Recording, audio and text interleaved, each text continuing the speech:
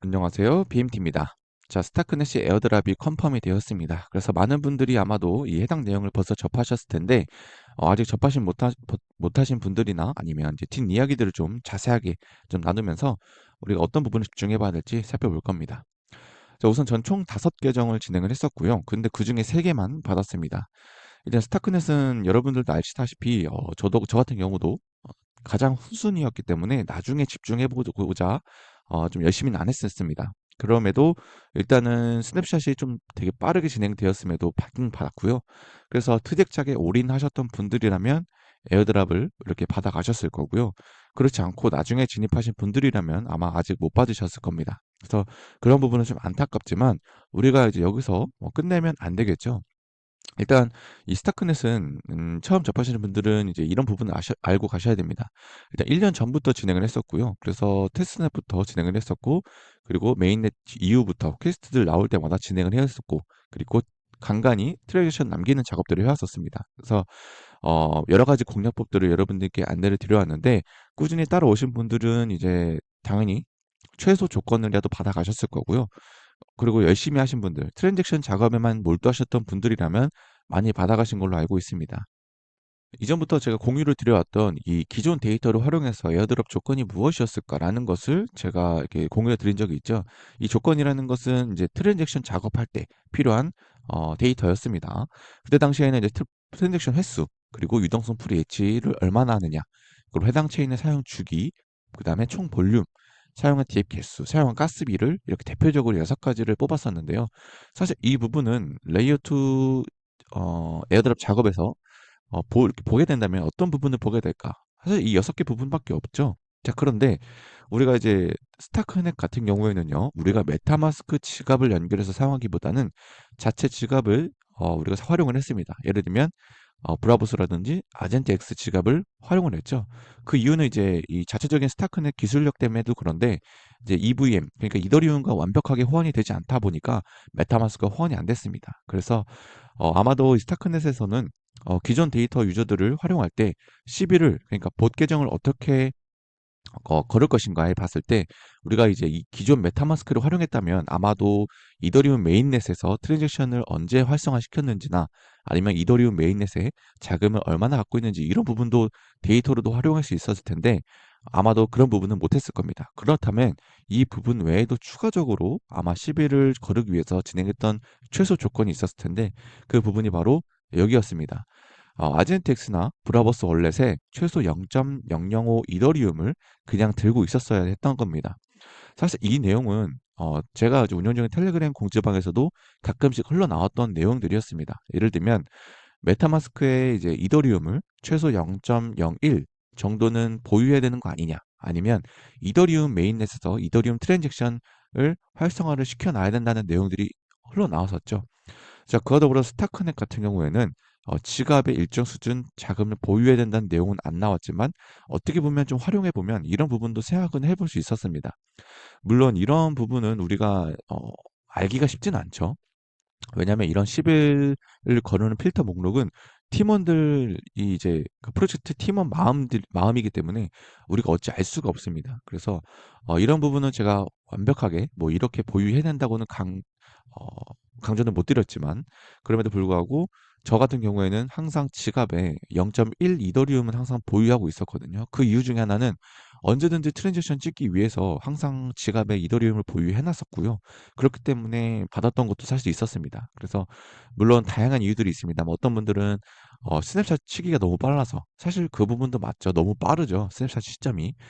그리고도 이 시점에는 내가 다른 에어드랍 작업을 하려고 또는 유동성 풀을 예치하려고 자금들을 모두 모아놨었는데 이 자금이 없어서 못 받으신 분들도 굉장히 많은 걸로 알고 있습니다. 그래서 사실 내가 노력한 부분들을 좀 무시당하는 기분도 들어서 좀 별로이긴 합니다. 이런 기준들이. 그럼에도 우리가 여기서 아쉬워할 건 없을 것 같고요. 그와 더불어서 그 아쉬워하지 말아야 될 것들은 이후에 다음 화면에 알아볼 거고 조건들을 나머지 부분들을 보면 굉장히 혜자스럽긴 합니다. 뭐 볼륨이 $100 이상이면 사실 굉장히 쉽죠. 내가 예를 들어서 $10 가지고 10번 트랜잭션만 발생해도 $100입니다. 쉽죠. 그리고 6개의 트랜잭션 굉장히 쉽죠. 6번만 내가 딸깍딸깍 해주면 됐다는 겁니다. 그럼 500개를 스타크넷 토큰 500개를 받을 수 있었다는 거고요. 그리고 3개월 동안 이 부분은 사실 우리가 어느 정도 예상은 해볼 수 있었습니다. 체인 활성화하는 기간에 대해서 어림짐작 해볼 수 있었는데 결국에 이 나머지 조건들은 굉장히 쉽지만 스냅샷 시점이 굉장히 빨랐다는 것, 그리고 이 지갑에 이더리움 보유해야 된다는 것, 이 두 가지가 아마 많이 걸러진 것으로 보입니다. 자, 우리가 두 가지를 이제 나머지 집중해 봐야 될 게 있는데요. 스타크넷 핵심 팀원 중에 한 명이 자, 1차 라운드, 에어드랍 1차 라운드에 대해서 여러분들이 피드백을 듣고 있다. 걱정하지 말아라. 이런 얘기를 했습니다. 자, 이 말은 이 부분을 봤을 때 우리가 예상해 볼 수가 있는데요. 매팽님께서 공유해 주신 내용이었는데 이 스타크넷 에어드랍이 아직 한 발 더 남았다는 내용을 공유해주고 있습니다. 자, 일단 총 발행량이 18억 개인데 우리가 이제 요번에 발표된 에어드랍 개수는 7억 개입니다. 그러니까 아직 남아있다는 물량이 있는데 이 남은 물량들은 어디에 할당이 되냐? 자, 이 네 가지 부분을 집중해 보면 되는데요. 자, 우리가 이번에 7억 개에 해당된 거는요. 자, 1번 그리고 4번일 겁니다. 왜냐면 우리가 이제 이 스타크넷 리베이트 우리가 이제 뭐 가스비를 활용한 거에 대해서 스타크넷 토큰으로 보상을 해준다는 부분을 사용해 볼 수도 있고요. 또는 제가 가장 최근에 영상으로 안내를 드렸던 어, 그 보조금을 받고 지원을 받은 프로젝트들 우리가 네 가지를 참여했죠. 자, 그중에 참여를 했을 경우 그 각각 프로젝트들마다 스타크넷 토큰을 뿌려주고 사용자들에게 2차적으로 뿌려줄 가능성이 있다고 말씀드렸습니다. 그렇기 때문에 이제 1차 에어드랍이라고 얘기했던 것, 그리고 각자 이제 디앱들에서 사용한 프로젝트들에서 따로 챙겨줄 가능성이 있다는 거, 이 두 가지를 일단 예상해 보면 좋을 것 같고요. 그래서 우리가 1차적으로 받은 물량이 적거나 못 받는다고 조금 아쉬워할 거 없이 제가 가장 최근에 말씀드렸다시피 이미 스냅샷에 찍혔어도 우리가 뒤에 챙겨갈 수 있는 것들이 분명히 있을 것이다라고 말씀을 드려왔죠. 그래서 저는 이제 최근에 진입했던 것들, 이때 영상에 진입했던 것들은 그대로 저는 유지할 거고요. 자극을 빼진 않을 겁니다. 그래서 아마도 유동성 풀에 우리는 예치를 한 것들이 좀 있었죠. 이 해당 프로젝트에서. 그렇기 때문에 여기서 가산점을 주어질 것들이 있을 거라고 저는 생각을 합니다. 사실 이 레이어2 프로젝트에서 유동성을 제공해 준 거에 대해서 보답을 안 해준다? 사실 이건 굉장히 욕을 먹어야 된다고 저는 생각을 합니다. 그렇기 때문에 저는 스타크넷을 믿을 거고요. 만약에 유동성을 예치해 놓은 것들, 각각 디앱들이 챙겨주지 않는다면 진짜 개같이 욕할 겁니다. 그래서 여러분들도 동일한 마음이시겠지만 어찌됐든 이 포인트를 계속 지급해주고 있기 때문에 일단 유지하고요. 나중에 2차적인 에어드랍 컨펌이 뜬다면 그때 한번 다시 얘기해보는 걸로 하시죠. 저 이제 우리가 트랜지션 작업, 트젝작이라고 하죠. 아직 남은 것들이 많습니다. 물론 이제 곧 레이어 제로 나올 거고, 이 레이어 제로는 언제 나오는지 참 웃기긴 하지만 곧 나올 겁니다. 진짜로 나와야 될 거고요. 그 레이어 제로 나오고 웜월도 나올 거고요. 자, 이번에 스타크넷이 발표가 됐습니다. 나머지 폴레드라, 지게이싱크, 스크롤, 리네아, 뎁 OS, 조라 등등이 있죠. 우리가 트랜잭션 작업을 하고 있는 것들입니다. 자, 이 각각 프로젝트들은 제가 이전 영상에 스타크넷처럼 많이 다뤄들었습니다. 그래서 뭐 새로 안내를 드릴 건 딱히 없을 것 같지만 일단 여러분들 신규분들이나 아니면 기존 분들이 좀 헷갈려하는 분들이 있는 것 같아서 몇 가지를 좀 얘기를 드릴 거고요. 가이드 드리기 전에 여러분들이 텔레그램 오시면 제가 이렇게 신규분들을 위해서 에어드랍 정리해 놓은 것들 있고요. 그리고 보면 좋은 것들도 이렇게 쭉 정리해 놓은 것들이 있습니다. 그래서 여러분이 텔레그램 오시면 제가 영상으로 안내를 드리지 못하는 것들 빠르게 안내를 드리거나 추가적인 세부사항 안내 드리고 있으니까 꼭 들어오셔서 정보 받아가시면 좋을 것 같습니다. 자, 여러분들이 스크롤 체인 같은 경우를 좀 많이 물어보시고요. 리니아 체인도 많이 물어보십니다. 리니아 체인이나 스크롤 체인에서 땅이 사용할 디앱들이 없다 말씀하시죠. 저도 그렇게 생각을 합니다. 그래서 저는 이제 기본적으로 트랜잭션 작업, 볼륨 작업 이런 거 할 때 여기 싱크 수압을 활용을 합니다. 이 싱크 수압은 이제 GK 싱크로부터 출발을 했던 프로젝트였고요. 이 싱크 수압에서는 이제 유동성 풀이 굉장히 풍부합니다. 그래서 여러분들이 슬리피지 크게 걱정 없이 찍을 수가 있고요. 여기 보시면 체인 선택을 할 수가 있습니다. GK 싱크, 리네아, 스크롤 동시에 우리가 트랜지션 남길 수가 있고요. 그래서 여러분들이 스크롤 같은 경우 자, 체인을 놓으시면 스크롤로 당연히 전환이 되겠죠. 자, 스크롤도 저는 마찬가지로 트랜잭션 작업하기 위해서 최소 0.1 이더리움 이상은 지갑에 그냥 들고 있습니다. 그리고 이더리움 메인넷에도 당연히 이더리움을 0.1 이더리움은 당연히 전 들고 있고요. 이미 트랜잭션도 다 찍어 놨습니다. 그래서 여러분들이 그 점을 기억해 주시면 되고요. 어, 혹시 모를 기준점에 대비해서 해놓은 겁니다. 여러분들이 만약에 스왑을 하게 된다. 그럼 슬리피지를 보면요. 0.02%로 굉장히 적죠. 그렇게 여러분들이 트랜잭션 남길 수 있고요. 자, 리니어도 한번 확인해 보도록 하겠습니다. 자, 메타마스크에서 리니어 체인으로 변경해야겠죠. 자, 변경. 리니어는 현재 지금 자금이 좀 없는 상태인데 이것도 다시 채워놓을 예정이고요. 자, 0.005. 물론 금액이 크면 슬리피지는 커질 수는 있겠죠. 그럼에도 불구하고 싱크스합에서 활용할 때 굉장히 괜찮다라고 말씀드릴 수 있을 것 같습니다. 여기 적극 활용해 보시면 좋을 것 같고요. 리니어 체인, 스크롤 체인. 자, 그리고 우리가 폴리헤드라 같은 경우 있죠. 사실 폴리헤드라는 우리가 에어드랍 작업을 할 때 세화보다 좀 편한 편에 속합니다. 자, 그 이유는요. 에어드랍 조건이 솔직히 좀 명확한 편에 속합니다. 일단 첫 번째로 GK 브릿지에서 토큰을 가지고 이더리움이나 뭐 BNB, 테더 있죠. 브릿지를 얼마큼 많이 하냐, 얼마나 큰 금액으로 브릿지를 왔다 갔다 하냐. 자, 조건 하나가 이미 이렇게 나와 있고요. 자, 두 번째로는 우리가 미소녀 뽑기 게임이 있죠. 스타 레전드. 레전드 게임에서 그냥 티켓 뽑아서 브릿지 해주는 거.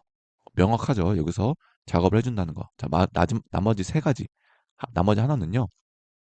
폴리에드라 NFT를 많이 갖고 있는 겁니다. 자, 이 세 가지면 사실 폴리에드라에서 여러분들의 에어드랍 작업하기 위해서 모두 한 겁니다. 그래서 세 가지만 여러분들 집중하면은 나중에 폴리에드라 에어드랍 받을 때 조금 더 챙겨갈 수가 있겠죠. 물론 여기서 뭐 추가적으로 뭐 OKX에서 진행하는 퀘스트라든지 아니면 뭐 GK 브릿지라든지 폴리에드라 이전 퀘스트를 참여한다든지 언제 체인이 활성화되었는지 이런 부분들은 이미 놓쳤기 때문에 아니면 그런 부분은 크게 중요하지 않더라도 여러분들이 지금 진입하신 분들께 유효한 내용이라면 플레이드라 NFT 물론 이제 좀 많이 비쌉니다. 이 부분이 이제 가성비가 있을지 모르겠지만 아예 없으신 분들이라면 하나 정도는 들고 있는 게 낫지 않나 이런 생각을 합니다. 물론 가격이 좀 많이 높아서 이미 진입하신 분들이라면 저는 이전부터 참여하신 분들은 이미 공짜로 하나를 받았고요. 그리고도 0.1 BNB 정도에도 언급을 해드렸고 0.2까지도 언급을 해드렸었습니다. 물론 여기서 더 올라가는 건 쉽지 않을 거라고 봅니다. 자, 미소녀 붙기 그리고 토큰 브릿지 하는 거. 이 세 가지를 여러분들이 집중해 보면 좋을 것 같고요. 아마 이 GK 브릿지에서 여러분들이 이 토큰 브릿지 하는 거는 본 적이 없으실 겁니다. 그래서 여러분들이 체인, 뭐 이더리움 체인에서 폴리곤 체인으로 보낸다든지, 폴리곤에서 이제 리네아로 보낸다든지, 리네아에서 멘트로 보낸다든지, 사실 여기 나와 있는 체인들로 최대 2 이더리움을 보낼 수 있기 때문에 이 이더리움을 가지고 여러분들이 각각 체인으로 한 번씩만 왔다 갔다 해서 다시 원래 이더리움으로 돌아온다. 이 작업만 해놔도 사실 크게 문제 없다고 봅니다.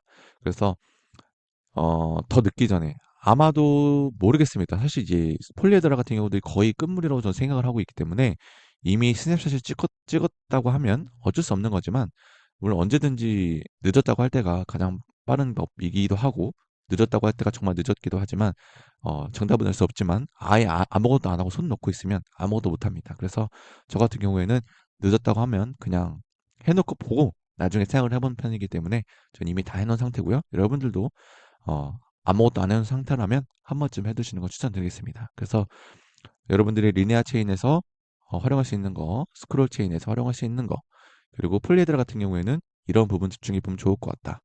레전드 게임, NFT. 자, 이렇게 정리해 드릴 수 있을 것 같습니다. 스타크넷 컨펌을 확인을 했고 이제 곧 웜월도 받고 뭐 레이어 제로도 받을 것이고 그리고 올해 불장 안에 다양한 우리가 대규모 프로젝트들이 줄줄이 에어드랍 받을 건데 여러분들이 이제 그 속에서 얼만큼 노력했는지 얼만큼 세부적인 부분을 주목을 했는지에 대해서 아마 평가받는 시간이 나올 거고 그리고 또 그런 에어드랍 받는 거 저는 스타크넷을 에어드랍 받게 되면요 저는 바로 팔진 않을 겁니다. 불장까지 홀딩을 해서 최대한 이제 이 레이어 2 메타에 이더리움 레이어 2 메타에 최대한 탑승을 해볼 거고요. 여러분들은 각자 판단에 맡기겠습니다. 그 부분은요. 그래서 최대한 여러분들이 받은 것들로 최대한 많이 돈을 복사하셨으면 좋겠습니다. 그래서 이번 영상 이렇게 마무리해 보도록 하고요. 다음 영상에서 찾아뵙도록 하겠습니다.